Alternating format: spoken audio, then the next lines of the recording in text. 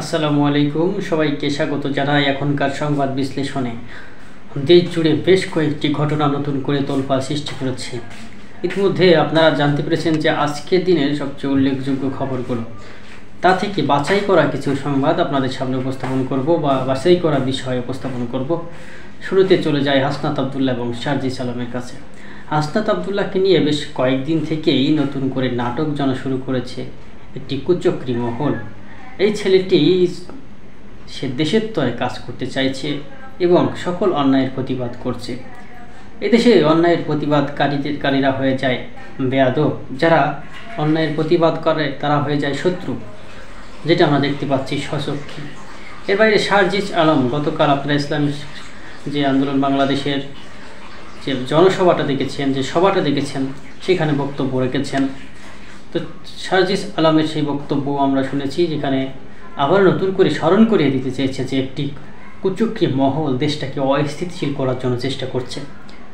ওদিকে আজকে বিমানবন্দরে দেশে ফেরার সময় অস্ত্রের ম্যাগাজিন সহ আমাদের উপদেষ্টা আসিফ মাহমুদ সজীব ভুঁইয়া তিনি একটি বিব্রতকর অবস্থার মুখোমুখি হয়েছেন। আসলে তার ব্যাগের ভেতরে অস্ত্রের ম্যাগাজিন কিভাবে আসলো এটি তিনি জানেন না, বলতে পারছেন না। তবে আমাদেরকে উল্লেখ করেছেন যে এটি ভুল করে এসেছে, এটা অন্য কারো কাছে থাকলে ইতিমধ্যে গ্রেফতার হতে, কিন্তু আসিফ মাহমুদ সজীব ভুঁইয়া তিনি গ্রেফতার হন নিয়েও নানান প্রশ্ন উঠছে যে আইন কি তাহলে সবার জন্য সমান নয়? আইন সবার জন্য সমান, তবে এগুলো কিছুটা যাচাই বাছাইয়ের অবশ্যই দরকার রয়েছে। বিশেষ করে যারা দায়িত্বশীল মানুষ রয়েছেন তাদেরকে ফাঁসানোর চেষ্টা হতে পারে, এই জন্য তাদেরকে তৎক্ষণাৎ গ্রেফতার করা হয় না।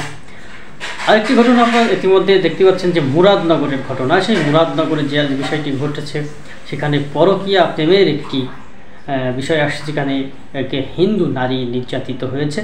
তো সেই হিন্দু নারীর এটি সাজানো নাটক কিনা বা অন্য ঘটনাকে ভিন্ন খাতে নিয়ে দেশকে অস্থিতিশীল করার চেষ্টা চালাচ্ছে কিনা, এই বিষয়টাও উঠে এসেছে আমরা দেখতে পাচ্ছি। তো এই ছিল আজকের দিনের সবচেয়ে মূল্যবান ঘটনাগুলো। এর পাশাপাশি অনেক ঘটনাই ঘটছে, তবে এই সাম্প্রতিক সময়ে আজকের দিনের মূলত ট্রেন্ডিং এই কথাগুলো বা সংবাদগুলো যা আপনাদেরকে জানিয়ে দিলাম।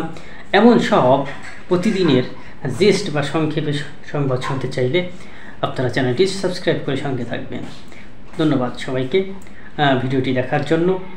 পাশাপাশি বেল আইকন বাটন চেপে সঙ্গে রাখবেন, আর আপনাদের মতামতগুলো অবশ্যই কমেন্ট বক্সে জানাবেন। ধন্যবাদ সবাইকে আবারও।